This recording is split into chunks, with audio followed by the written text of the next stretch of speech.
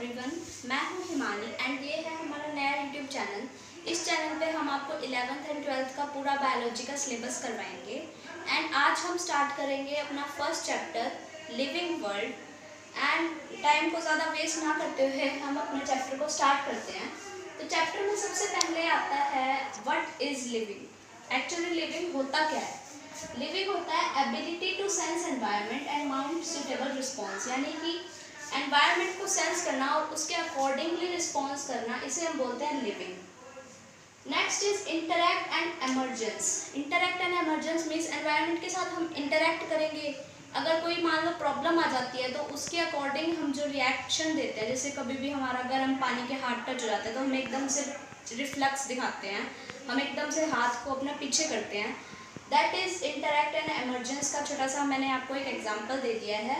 Next is our growth. अगर कोई इंसान लिविंग है तो ये इम्पॉर्टेंट है कि वो ग्रोथ तो करता ही है। अगर कोई ग्रो नहीं कर रहा है तो हम उसे लिविंग नहीं कह सकते हैं।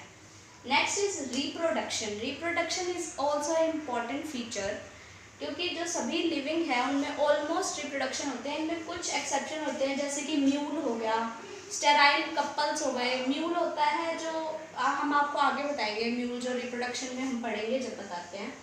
Next is metabolism. मेटाबॉलिज्म होते हैं जो सेल्स के अंदर रिएक्शन हो रहे हैं। अगर हमारे सेल्स में रिएक्शन ही नहीं होंगे, हमें छोटी छोटी चीज़ के लिए, फूड के डाइजेशन के लिए, पानी तक पीने के लिए रिएक्शन की जरूरत है। अगर हमारे बॉडी में रिएक्शंस ही नहीं होंगे तो हम एक पर्सन को लिविंग नहीं बोल सकते।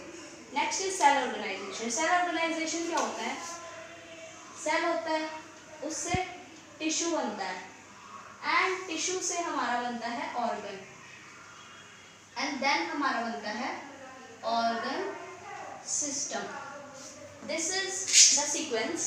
सो सेल ऑर्गेनाइजेशन होगा जब तो हमारा टिश्यू बनेगा, ऑर्गन बनेगा, ऑर्गन सिस्टम बनेगा, और ऑर्गन सिस्टम भी तो एक लिविंग का पार्ट होता है। तो that's why cell organisation is also a feature. Ability to self replicate, यानी कि एबिलिटी टू सेल्फ रेप्लिकेट को हम एक टाइप से जो एसेक्सुअल मोड से रिप्रोड्यूस करते हैं उनके लिए ये रिप्रोडक्शन ही है। और हमारे लिए सेल्फ रेप्लिकेट यानी कि हमारे अंदर जो सेल्स रेप्लिकेट कर रहे हैं। अगर आप लोगों को पता है तो ह्यूमन का एक सेल जो होता है वो एवरेज टाइम स्पैन होता है 24 आवर्स, उसके अंदर जो है वो रेप्लिकेट कर जाता है। And next is self organise. Self organise तो होते हैं क्योंकि हमारा जो सिस्टम्स है वो कितने ऑर्गेनाइज है, तो इतने सारे सिस्टम एक छोटी सी ह्यूमन बॉडी में कैसे फिट हो सकते हैं। इसलिए ये क्या है? सेल्फ ऑर्गेनाइज है, एबिलिटी टू सेल्फ रेप्लिकेट है, सेल्फ ऑर्गेनाइजेशन है, मेटाबॉलिज्म है, रिप्रोडक्शन है, ग्रोथ है एंड इंटरैक्ट एमर्जेंस तो है। सो अब इस वीडियो में हम जो हमने लास्ट टाइम डिस्कस किए थे फीचर्स, ग्रोथ फीचर्स लिविंग के, उन्हें हम थोड़ा डिटेल में डिस्कस करेंगे। हम यहाँ पर आपको बताएंगे डिफाइनिंग फीचर्स और नॉन डिफाइनिंग फीचर्स के बारे में। डिफाइनिंग का मतलब है कि हम एक लिविंग ऑर्गेनिज्म को कैसे आइडेंटिफाई कर सकते हैं। वो कुछ कैरेक्टर्स होंगे जिनसे हम बता सकते हैं कि हाँ ये ऑर्गेनिज्म जो है वो लिविंग है, हम उसे लिविंग की कैटेगरी में रखेंगे। तो फर्स्ट इज ग्रोथ। ग्रोथ के दो कैरेक्टर्स होते हैं, यानी कि अगर किसी का increase in cell and increase in mass, यानी कि कोई ऑर्गेनिज्म जो है उसके सेल में इंक्रीज हो रहा है और मास के अंदर इंक्रीज हो रहा है, तो हम उसे कह सकते हैं कि हाँ जो ये ऑर्गेनिज्म है वो ग्रो कर रहा है। एंड अब आपको हम दो ऑर्गेनिजम्स के अंदर बताते हैं, यूनिसेलुलर और मल्टी सेलुलर ऑर्गेनिज्म होता है। यूनिसेलुलर ऑर्गेनिज्म में growth and reproduction are inclusive. इसका क्या मतलब है कि मतलब उनमें ग्रोथ एंड रिप्रोडक्शन जो है उन्हें एक ही टर्म हम मान सकते हैं, क्योंकि देखो एक सेल है, एक सेल थोड़ा ग्रो किया एंड वो डिवाइड कर गया दो में, तो इसे हम कह सकते हैं ग्रोथ भी और ये इनका रिप्रोडक्शन भी है। तो इसलिए हमने कहा कि यूनिसेलुलर ऑर्गेनिज्म के अंदर growth and reproduction are inclusive. Second is multi cellular organism. Multi cellular organism में ग्रोथ और रिप्रोडक्शन बहुत अलग होता है। जैसे कि हम ह्यूमंस हैं, हमारे अंदर ग्रोथ अलग होता है and reproduction give birth to young, one is reproduction. And growth होता है हमारा इंक्रीज इन मास, सेल जो भी है, that is called growth. Growth जो है वो एक नॉन डिफाइनिंग फीचर है। नॉन डिफाइनिंग फीचर क्यों है? क्योंकि नॉन लिविंग ऑर्गेनिज्म भी ग्रो कर सकते हैं। कैसे? जैसे कि कोई मिट्टी का ढेर है, वो माउंट करते करते एक पहाड़ बना लेता है, तो इसे भी ग्रोथ कहेंगे क्योंकि ये इंक्रीज इन मास तो हो गया ना, इसलिए ये भी एक ग्रोथ का टाइप है। और इसलिए ये जो ग्रोथ है वो नॉन डिफाइनिंग फीचर। लेकिन जो इंट्रिंसिक ग्रोथ होता है वो एक डिफाइनिंग फीचर है। इंट्रिंसिक ग्रोथ से हमारा क्या मतलब है, इनर ग्रोथ, यानी कि इंक्रीज इन सेल मास, उसे हम डिफाइनिंग फीचर बोल सकते हैं। Next is cell organisation. हम जानते हैं कि अगर एक ऑर्गेनिज्म को लिविंग होना है तो उसकी मिनिमम रिक्वायरमेंट क्या है। हमारे पास क्या होना चाहिए, सेल होता है, देन हमारे पास आता है टिश्यू, देन आता है ऑर्गन, एंड देन आता है ऑर्गन सिस्टम। सो हमारे पास बेसिक यूनिट क्या है, सेल है। यानी कि अगर किसी भी ऑर्गेनिज्म को लिविंग होना है तो उसके पास मिनिमम क्या होना चाहिए, एक सेल होना चाहिए। इसलिए जो सेल है वो डिफाइनिंग फीचर है लिविंग ऑर्गेनिज्म का। नेक्स्ट अब हम आते हैं रिप्रोडक्शन के ऊपर। रिप्रोडक्शन, जो ऑल लिविंग ऑर्गेनिज्म है वो रिप्रोड्यूस करते हैं। हमने यहाँ पर ग्रो गलती से लिख दिया है, यहाँ पर आएगा रिप्रोड्यूस। बट इनमें कुछ एक्सेप्शन है। एक्सेप्शन क्या है, म्यूल्स। म्यूल्स क्या होते हैं, जब हम एक जो गधा होता है एंड जो एक खच्चर होता है, जब उनकी मेटिंग करा देते हैं तो उनसे पैदा होता है म्यूल। एंड म्यूल जो होते हैं वो स्टेराइल हो जाते हैं, क्योंकि ये दोनों अलग अलग जो है स्पीसीज है। और जब इन दोनों का हम मेटिंग कराते हैं, डोंकी एंड जो खच्चर होता है उसके हम जब मेटिंग कराते हैं तो म्यूल्स प्रोड्यूस होते हैं, और म्यूल्स जो होते हैं वो स्टेराइल हो जाते हैं, वो रिप्रोडक्शन की एबिलिटी को लॉस कर देते हैं। Second is sterile human couples. Sterile human couples क्या होते हैं, ऐसे ह्यूमन कपल जो ओवा या स्पर्म प्रोड्यूस नहीं कर सकते, उनके लिए आजकल हमारे पास क्या है, IVF। वो क्या करते हैं, आर्टिफिशियली प्रोड्यूस करवाते हैं, लेकिन वो लोग नेचुरल तो प्रोड्यूस नहीं कर पा रहे हैं, स्टेराइल ह्यूमन कपल्स भी नहीं कर सकते। वर्कर बीज। वर्कर बीज क्या होता है, हम आपको थोड़ा डिटेल में बता देते हैं।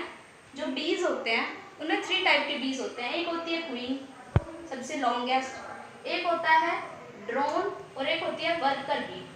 तो ड्रोन जो होता है ना वो मेल होता है, और क्वीन है वो फीमेल है, और जो वर्कर है वो सिर्फ इनके मजदूर टाइप से है, यानी इनके लिए वो सिर्फ काम करते हैं। मेल और फीमेल जो है वो रिप्रोडक्शन के लिए रिस्पॉन्सिबल होते हैं, बट वर्कर का सिर्फ काम होता है उनके लिए खाना कलेक्ट करना, या फिर उनके लिए जो है कंफर्ट्स को इकट्ठा करना, और इनका कोई काम नहीं होता है। इन दोनों से ही क्या होती है, रिप्रोडक्शन होती है। तो इसीलिए ये भी क्या है, डिफाइनिंग फीचर नहीं है, क्योंकि ये सारे जो है लिविंग है, म्यूल्स भी, स्टेराइल ह्यूमन कपल्स भी और वर्कर बीज भी, लेकिन ये रिप्रोड्यूस नहीं कर पा रहे हैं। Next is metabolism. मेटाबॉलिज्म होते हैं जो हमारे अंदर केमिकल रिएक्शंस चल रहे हैं। डाइजेशन के लिए हमारे अंदर क्या होता है, जो स्टार्च होता है वो टूट टूट के शुगर्स में कन्वर्ट हो जाता है। हमारे अंदर कई सारे एंजाइम्स होते हैं, जो कॉम्प्लेक्स कार्बोहाइड्रेट्स है वो सिंपल में कन्वर्ट होते हैं, तो उसे बोलते हैं metabolism. Can perform in vitro, यानी कि हम बाहर भी उन्हें परफॉर्म कर सकते हैं केमिकल रिएक्शंस को। जो रिएक्शन हम बाहर परफॉर्म करते हैं इन विट्रो, यानी कि हम लैब में परफॉर्म करते हैं, वो नॉन लिविंग थिंग है, लेकिन वो रिएक्शंस जो है वो लिविंग है। रिएक्शंस लिविंग है, बट वो जो हम कर रहे हैं जिस एनवायरनमेंट में वो नॉन लिविंग है एक टाइप से। सो आउटसाइड जो रिएक्शन होता है उसे ना ही तो हम लिविंग कह सकते हैं और ना ही नॉन लिविंग कह सकते हैं। सो इसमें मेटाबॉलिज्म में हम बता नहीं सकते कि ये एक डिफाइनिंग फीचर है या फिर एक नॉन डिफाइनिंग फीचर है। नेक्स्ट एंड द लास्ट आता है हमारे पास ability to sense environment. Ability to sense environment means consciousness. अब कॉन्शियसनेस नॉन लिविंग में तो नहीं होती कि भाई है ना उनके कोई चोट वगैरह लग गई तो वो है ना उस पर रिएक्ट कर जाएं कि भाई हाँ हमारे चोट लग गई तो हम बच जाएं इससे, या हम कोई दवाई वगैरह लगा लें। कॉन्शियसनेस उनमें तो नहीं होती, लेकिन सभी लिविंग में होती है। जैसे प्लांट होता है, प्लांट के ऊपर कोई बीमारी हो जाती है तो उनके लीफ कर्ल कर जाते हैं, या फिर उनमें कोई निशान पड़ जाते हैं, या फिर उनमें कोई कमी की वजह से कलर चेंज हो जाता है। लेकिन नेक्स्ट आता है सेल्फ कॉन्शियसनेस।